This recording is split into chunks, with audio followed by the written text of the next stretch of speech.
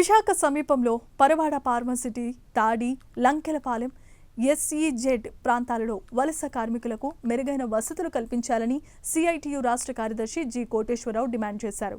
ఒడిశా, ఝార్ఖండ్, పశ్చిమ బెంగాల్ తదితర రాష్ట్రాల నుండి వచ్చిన కార్మికులు, మహిళలు, చిన్నారులతో కలిసి తాత్కాలిక షెడ్లు, గుడారాలలో మౌలిక సదుపాయాలు లేకుండా నివసిస్తున్నారని ఆయన ఆవేదన వ్యక్తం చేశారు. కాంట్రాక్టర్లు కార్మికులను దోపిడీ చేస్తున్నారని విమర్శించారు. దీనిపై జిల్లా కలెక్టర్కు ఫిర్యాదు చేస్తున్నట్లు pharma city staff and worker union గౌరవ అధ్యక్షుడు గనిశెట్టి సత్యనారాయణ తెలిపారు.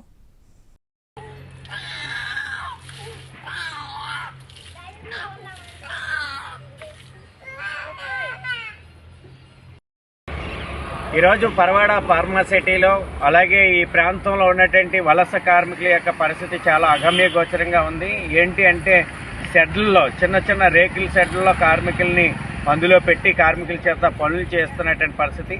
ఫార్మా పరిశ్రమల్లో పనిచేస్తున్నటువంటి కార్మికులు ఏదైతే వలస కార్మికులు ఉన్నారో జార్ఖండ్ అలాగే అనేక రాష్ట్రాల నుండి, బెంగాల్ నుండి అలాగే ఇతర రాష్ట్రాల నుండి వచ్చినటువంటి కార్మికులకి ఏ విధమైనటువంటి ఈఎస్ఐ, పిఎఫ్ కానీ లేకుండా కార్మికుల్ని కట్టు బానిసలుగా, ఒక్క మాటలో చెప్పాలంటే వెట్టి చేకరీ చేయించుకొని కార్మికుల్ని ఇబ్బందులు పాలు చేస్తున్నటువంటి పరిస్థితి. ఈఎస్ఐ, పిఎఫ్ లేదు, అలాగే రూముల్లో కనీస సౌకర్యాలు లేవు. పశువుల కంటే హీనంగా రేకుల షెడ్లలో వాళ్ళ కుటుంబాల నివాసం ఉండేటట్లుగా పిల్లలకి చదువులు లేనటువంటి పరిస్థితి. మరోవైపు వాళ్ళ జీవనోపాధి కోసం పొట్ట చేతులు పట్టుకుని వస్తున్నటువంటి కార్మికులకు ఆరోగ్య సేవలు అందించే పరిస్థితి కానీ, అక్కడ ఉన్నటువంటి కార్మికులకి మంచినీరు సౌకర్యం కానీ, కనీసం కరెంటు సౌకర్యం కానీ ఏమీ లేకుండా ఒక చీకటి కొట్టుల్లో వాళ్ళు బందీలుగా మారి పనులు చేస్తున్నటువంటి పరిస్థితి. 12 గంటలు, 14 గంటలు కూడా పనులు చేస్తున్నారు. అందుకని దీని మీద జిల్లా అధికార యంత్రాంగం, జిల్లా కలెక్టర్, అలాగే రెవెన్యూ, అలాగే కార్మిక శాఖ, మైగ్రేషన్ యాక్ట్ ఏదైతే ఉందో వలస కార్మికుల చట్టం ప్రకారంగా ప్రతి కార్మికుడిని, వలస కార్మికుల్ని తహసీల్దార్ కార్యాలయంలో రికార్డు చేయవలసి ఉంది.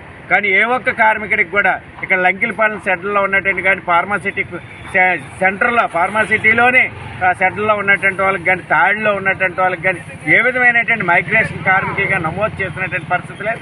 అందుకని దీని అన్నింటి మీద కూడా రెవెన్యూ అధికారులు, అన్ని తహసీల్దార్ వీటి మీద విచారణ చేసి అందరినీ నమోదు చేయించాలని, మైగ్రేషన్ యాక్ట్ అమలు చేయాలని, కార్మికుల సంక్షేమం కోసం ప్రభుత్వం అన్ని చర్యలు చేపట్టాలని pharma city staff and workers union CITU demand చేస్తాం.